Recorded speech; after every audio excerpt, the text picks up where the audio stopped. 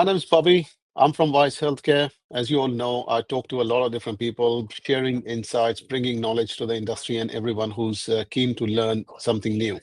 Today, I'm sitting with Sotidis, an expert in LinkedIn management and LinkedIn lead generation, and using LinkedIn to build better connections and relationships with the other people in the industry, which is beneficial for your own personal growth, as well as the growth of the business that you're working in as a director, the owner, or as a BDM, which calls for your contribution towards the growth of the business in a positive way. So uh, I'll let Con introduce you to him and what Con's background has been and what sort of experiences he's had throughout his life, bringing him all the way to helping businesses today with LinkedIn. Con. Thanks, Bobby, and thank you for having me on your podcast here. Much appreciated. So my background is basically, I'm an accountant, which I know doesn't show much, but I'm an accountant, worked in the finance industry for over 30-odd years with the public sector. But then was fortunate enough to get a bit of a golden handshake and get out of the public sector and moved into BDM roles. And that's when I really excelled in relation to what I was doing, and I realised that was my calling, my forte. And that's when I also discovered LinkedIn. So the last sort of been since 2014, so just under 11 years, I've been working in a variety of BDM roles. But in all those roles, I've always used and adopted LinkedIn as my main prospecting, collaboration, and connection platform. And I think it's been so effective for what I do and for my clients over that period of time that I want to continue doing that and helping as many people as possible. I've also got 25, maybe more years of lived experience with my son who's disabled, and thus my background and knowledge of NDIS is reasonably solid. I mean, I'm not as good as people like yourself who know all the codes inside out and so forth, but I've been managing my son from a high level, working with support coordinators and working with providers over that period of time. So I've got a good understanding of what happens in NDIS, how providers are engaged, things like service agreements. I also worked as a support coordinator myself and also worked in the plan management space as well. So I've got a bit of a taste of that nitty-gritty stuff as well. So I try to bring all that sort of knowledge together, along with my corporate experience in tax and finance, and also with my prospecting experience in other BDM roles, along with my NDIS experience, and try to help business owners in the NDIS space to try to get connections, create credibility, and also drive leads and referrals for their business. Amazing. Now, because we did get connect with each other through one of the NDIS networking events that we hosted, and we did cross our paths from way before then as well. But your transition into the disability sector, because that is the primary industry where we are working with, and the people within the industry in the current stage, and most of the listeners that we will be reaching out, or the viewers will be within this sector as well. Your transition from the finance industry into the NDIS sector, given the lived experience that you had, tell me something about that. How did that happen? How did you get initiated into NDIS sector and found a role or a position in this sector? I was pretty fortunate. One of the common connections are very, very important. Connection on LinkedIn.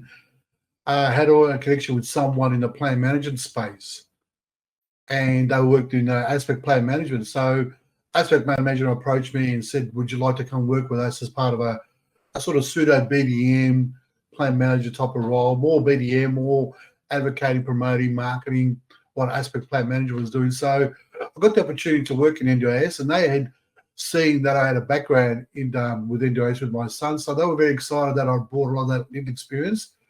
Aspect Plan Manager is a company that believes and thrives on bringing a lot of that lived experience into its organization.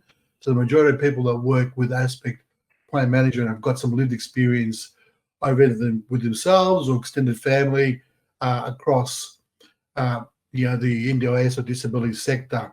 Fast forwarding into the helping out businesses, which is my passion as well. That is something that we share, and every time we discuss, it's something that it just takes over, and the half an hour, 1 hour catch up just ends up into a few hours or the rest of the day, starting from after lunch to dinner. We've been there, done that. Now, your transition about social warrior and helping our businesses in LinkedIn. So give me something a little bit of a detail on when and how was it the first time that you found, because you've been using LinkedIn for your previous Oh, yeah. business and the previous industry in the finance sector that you were working in. But when you transition with NDIS, so how did you see that people are not using LinkedIn to its full potential? Because it's it's a very essential tool. I mean, I'm not using it to the full of its capability. It's myself as well, and I Well, yeah, always learn something from you. happened. Yeah, I'll go back a bit and talk about my eye-opening moment with LinkedIn and when I really realised that was it, and then how then I took that across into the NDIS sector. So once I left the public service after 30 odd years in the 32, 33 years in the public sector, Mm, I moved into a unique role. So when you're in the public sector, mm, you don't have to sell, you have to prospect. The work is there. So I moved into a role of being a BDM. Now, mm. if you remember Twitter, I'm now known as X, I was Yeah. already using social media in my public sector role, but also but more from a personal perspective, not about what work I was doing, but more my Mm, personal perspective. I had about maybe close to 18, 20,000 followers on Twitter. So at that stage, we're talking about 2013, 14, In 2013, you had how many followers again? 20,000 on Twitter. Wow, wow. Are Exactly. you still maintaining that account? No, I don't. So why? To tell you why, because then a friend of mine, introduced me to LinkedIn. They said, "Hey, Con, Mm, you do very well on social. You've got to go on LinkedIn, mate. You're going to do so well on LinkedIn." So I thought, okay, I'll give this mm, thing a go. So I remember it was 2018. So maybe less, maybe earlier. Anyway, so I go, you've got to mm, give this a go. So I got onto LinkedIn, and you know what, Bobby? My mind just blew. I mm. actually gave up. I gave up 18,000 Really? followers on Twitter to move on to LinkedIn. I just said, no, I closed it Wow. down. No, that's it. See you later. I had so much there, which a lot of them came across onto LinkedIn because they had a lot Mm, of other social platforms. And so I was in the learning development space and I was selling SaaS systems, so learning management mm, systems like Learn Worlds and things like that we have around these days. So I was selling that sort of infrastructure and also the e-learning that goes into that system. So we were a company called Kineo, which was selling learning management systems as well as custom-made e-learning products, whether it be code mm. of conduct, whether it be safety and health, whether it be also designed for the organisation or what it might have a particular initiative wanted to roll out.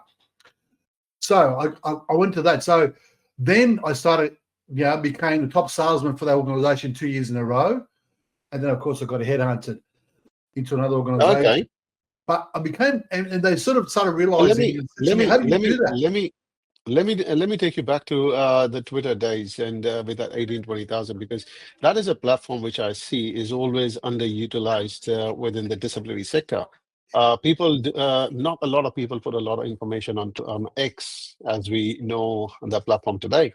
Not a lot of people put in that information, and the industry's knowledge to the outsiders who are much more the regular or the active on X platform. Correct. They've got no idea on what is going on within the NDIS unless they do set up an account on LinkedIn and they do log in on that portal, which is very much controlled. Without that, you can't even see what other people are posting and talking about. So, have you not seen a bit of a gap with X or Twitter's usage as well for the industry for better engagement and reach out to the people on the outside and really spread the word on the goods that the industry is actually doing and contributing in people's lives? I'll say, Bobby, you make a very good point. And because I haven't used Twitter even for NDOS for a while, probably not up to date with everything that's happening on that platform from a Twitter or X perspective. But I'll say Mm, this much. X has always been a very busy, noisy platform, and one which can become very, how would I say, aggressive and can become very personal. Whereas I mm, find LinkedIn is more a professional network. People are more obedient. People are more respectful. People are more able to listen. Whereas X, you get a wide variety of people. Now, having said yeah, that, I think I can sense that I think X is a great platform. The only problem with X, no problem. The only restraint is that you are limited to the number of characters, and so you got to get your message out mm, very quickly and sharply. Of course, you can provide links and so forth. So I don't know what developments they've made more recently.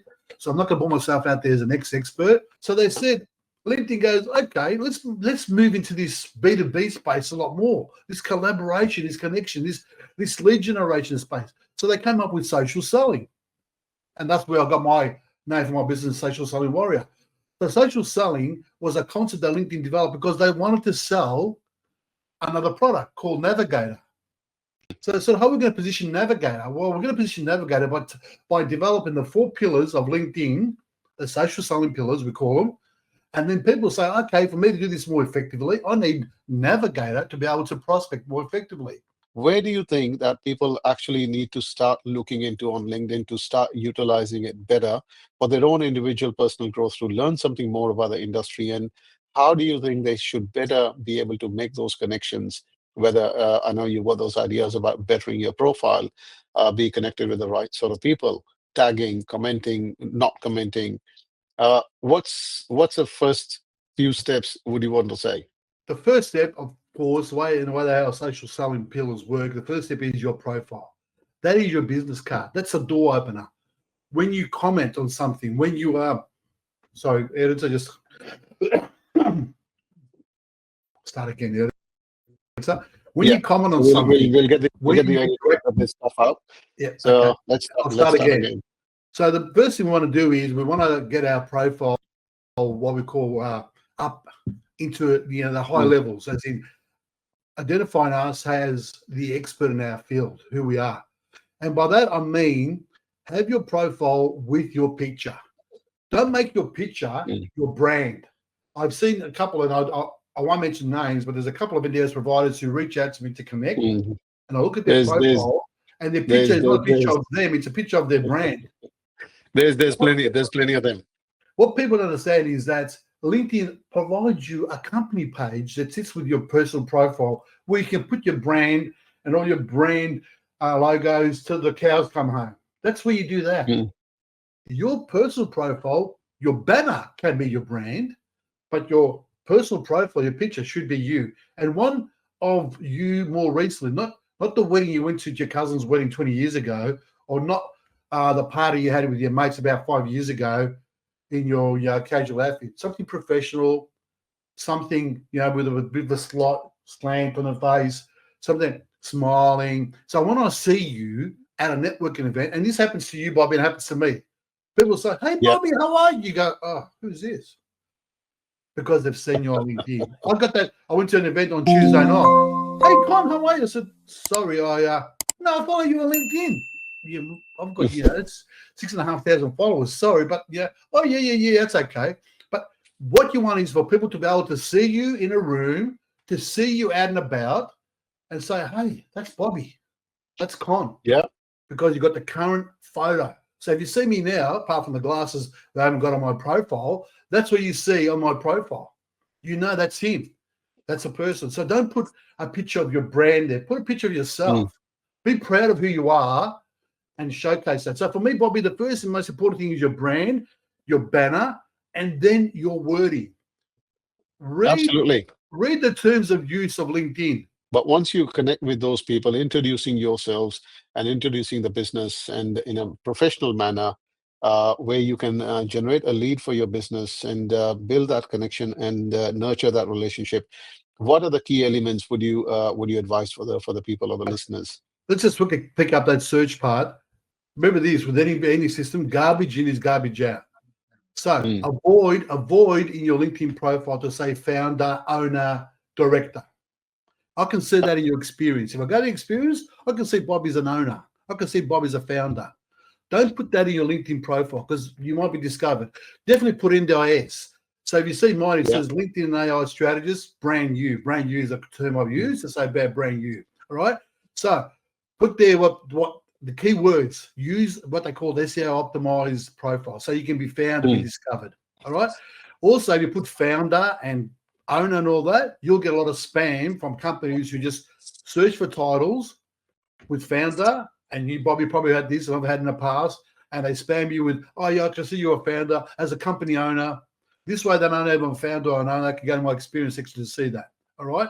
Secondly, when you are connecting with people, you can use the search facility Or, and I'm happy to I wanted to show you this quickly, Bobby. Can I just share something which I've come across recently, which I think is very, very, I'll just show you this particular, send request. I just want to show you this. Yeah. I've allowed the share request. Okay, I'll just click on that. Yep, let's see which with the window, the Chrome tab. Here we go. Nope. Yeah, there it is. Can you see that? Yes. Okay. What I've done there, see, and I'll put this in the chat, and I can share later on. So I'm using a free account, LinkedIn, and I want to be able to target people in NDIS with the word support coordinator and in Melbourne. That's my target audience. That's my ICP. So my ideal client profile is these people. So I use that in Google, and I do Google search. Yep. And when I click on Google search, it gives me all the LinkedIn profiles of these people that have got that in their title. Remember that. So garbage in is garbage out. So if you've got anywhere in your title, NDIS, support coordinator, and it shows your location is Melbourne, you'll be discovered by this particular search query in Google. So now this is a very interesting way to even search for that particular one. The query that you put in Google, that is a very interesting way to put in, very specific for the outcomes. I can add more. I can put more there in parentheses. I can put plan manager. I can put provider.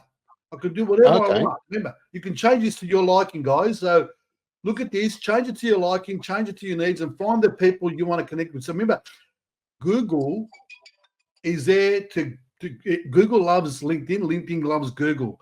But also what you're doing here is you're targeting the ones that are in your group. All right. So use that. Once you use that, once you've used that, the next part is what Bobby said there before, which is about introducing yourself. Never, ever, ever start off with, hi, I'm Bobby. We offer support services. Here's our PDF. Here's our brochure. Let's have a chat. I'll introduce you to my support coordinator. No. Right. What do you start off? This is what you start off with. Hi, Bobby. Thanks for accepting my connection request.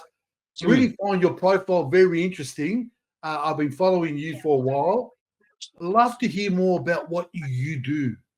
Once somebody has connected with somebody and introduced themselves to the others on the outside, what's the next step on really converting that into a possible business or a connection or getting an intake or the participant information? What do you think is the best way to do that? Okay, so remember this, LinkedIn is a professional network. You're not going to find participants on LinkedIn. But absolutely, people on LinkedIn may have disability in their family, or they may work with other people that have got disability in their family. So if you want to go on Facebook, you might find participants on Facebook. You might find them on X. But you won't find participants in general on LinkedIn. So the first step, this is what we call a social selling. It's called social selling because we don't sell on LinkedIn. We sell face-to-face. So always try to get that connection to a face-to-face meeting.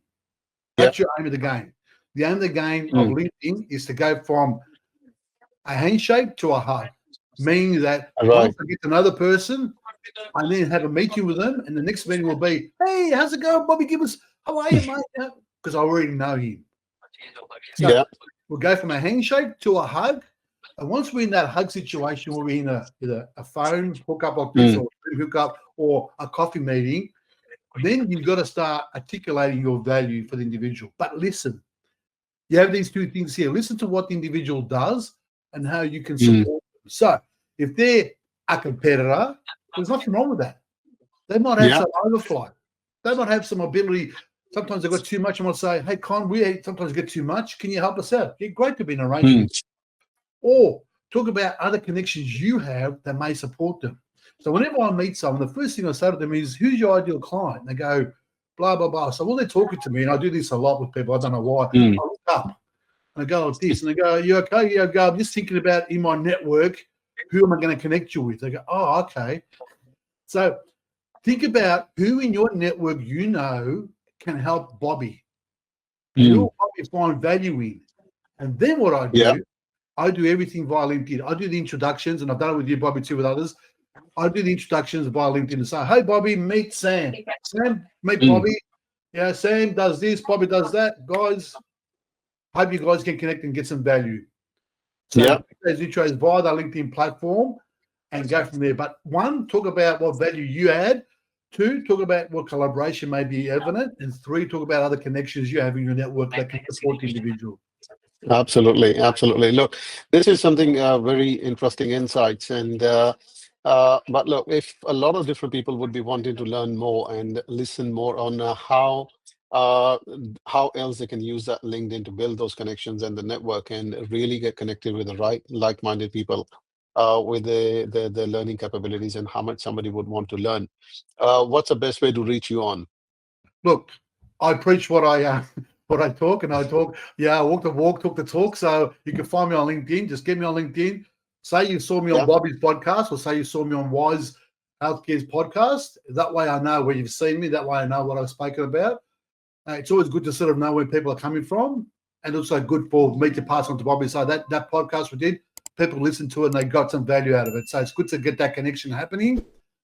So find me on LinkedIn, send me a connection request. If I see you're relevant to my industry, and I can see you got some history in your profile that is relevant to what I'm doing or want to do, I will connect. And that's why your profile is very, very important. Don't connect with me. Sorry, guys, don't connect with me if your profile is very scattered and doesn't say much about you. Because Is unless it I met you somewhere, I'm not going to connect with you. is there a website for the social selling warrior where somebody can see what else you do or any examples or blogs or information that you have? Yep, we have the socialsellingwarrior.com, no AU at the end of it. So one word, socialsellingwarrior.com. You can get us there. On LinkedIn, I'm doing a bit of Instagram, trying to get into Instagram, and I want to get into TikTok, and I'll talk to Bobby about that. I hear Bobby's a TikTok expert.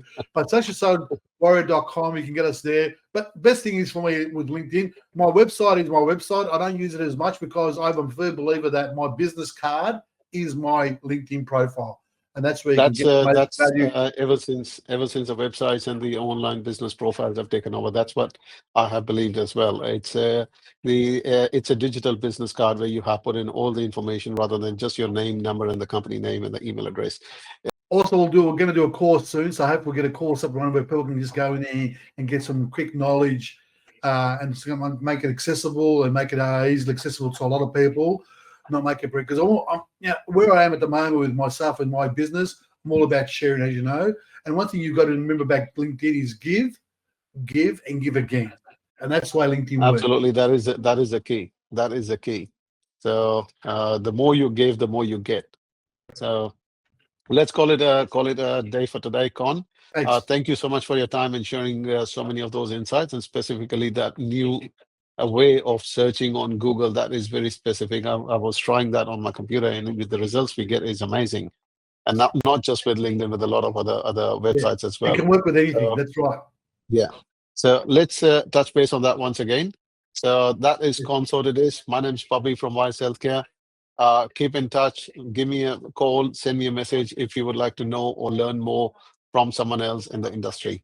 Thank you. Hey guys, thanks, Bobby.